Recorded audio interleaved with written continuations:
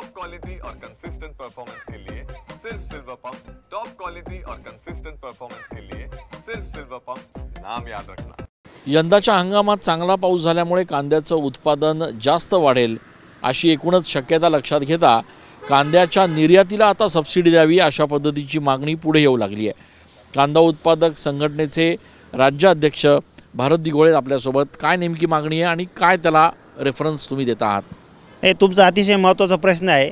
आपलं महाराष्ट्र राज्य जे आहे कांद्याचं भारतातलं प्रमुख कांदा उत्पादकांचं राज्य आहे। आता जर आपण बघाल तर खरीप हंगामानंतर लेट खरीपानंतर जो रब्बी हंगामाचा कांदा आपण लागवड करतो महाराष्ट्रामध्ये, याच शेतकऱ्यांनी मोठ्या प्रमाणात पाण्याची उपलब्धता असल्याने कांद्याची लागवड केलेली आहे आणि या कांद्याचं उत्पादन हे अधिक होण्याची शक्यता आहे।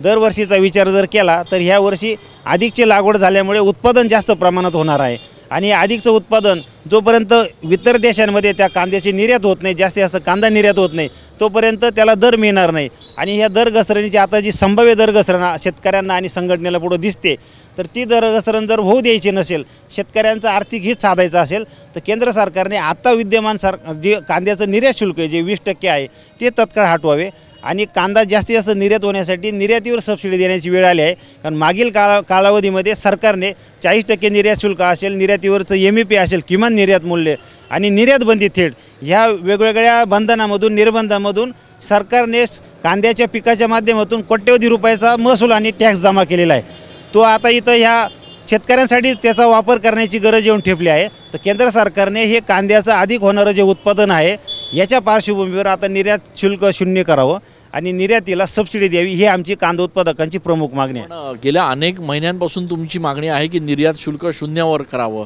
तरीसुद्धा त्या मागणीकडे सातत्यानं दुर्लक्ष केलं जात आहे। तोच निर्णय अद्याप होत नाही आहे। नाही, याला आम्ही जबाबदार जे आहे ते राज्यकर्त्यांना ठरवतोय।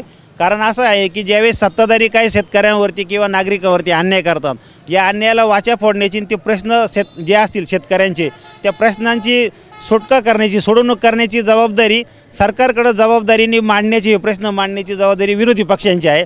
दुर्दैवाने राज्यातले विरोधी पक्ष असेल, केंद्रातले विरोधी पक्ष असेल, हे कुठल्याही प्रकारे शेतकऱ्यांसाठी लढत नाही किंवा त्या ताकदीने, त्या तळमळीने तिथं प्रश्न मांडत नाही।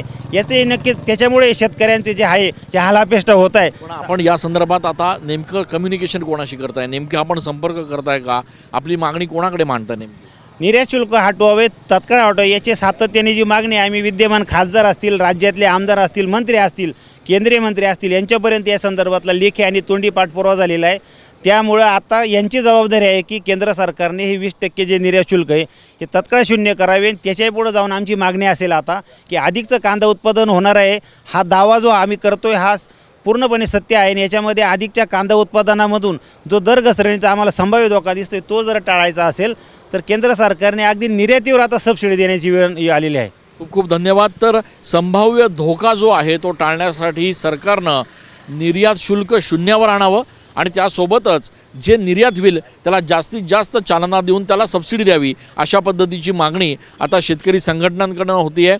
यंदाच्या हंगामात कांदा चांगल्या प्रमाणात उत्पादित झालेला आहे आणि त्यामुळे ही जरी चांगली जमिनीची बाजू असली तरी येणाऱ्या दिवसात कांद्याचं उत्पादन वाढल्यामुळे त्याचे भाव देखील घसरतील। अशा परिस्थितीत शेतकऱ्यांना नेमक्या काय अडचणींना सामोरं जावं लागू शकतं त्याची तरतूद आणि त्याचा विचार सरकारनं आत्तापासूनच करावा अशी या संघटनांची मागणी असणार आहे। कॅमेरा पर्सन प्रसाद पवार सह मी चंदन पूजाधिकारी, TV9 मराठी।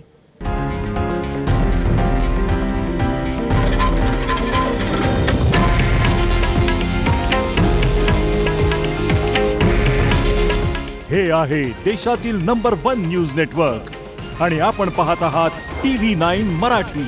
काळजी तुमची, हित महाराष्ट्राचं।